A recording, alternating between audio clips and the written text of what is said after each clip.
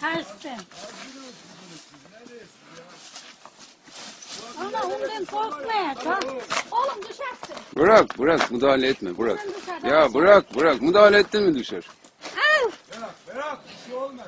Hadi. Aha. Kendini kollar bırak. Aha işte abi. Ben geldim. Yok bir şey olmaz. Geberdim. Yok ya bir şey olmaz korkma ya. Yok. Kes diyor ya. Dur bir şey olmaz. Bana motoru getir gelecek. Bir şey olmaz dur bir şey olmaz dur. Hadi oğlum ha. Allah'ım sana emanet ya. Ay geber. Yok bir şey olmaz bir şey olmaz. Hadi bismillah. Gel bakayım şöyle size. Gel. O taraftan Cemal. Çay tarafına sür. Yine defa düş ya aşağı. Çay tarafına Cemal. Allah düş. Ne yaptın lan şerefsiz?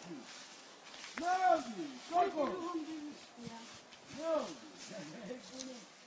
Ya bu şimdi acemi diyor. Hakaret dilemiyor. Aferin oğlum. Atla bakayım.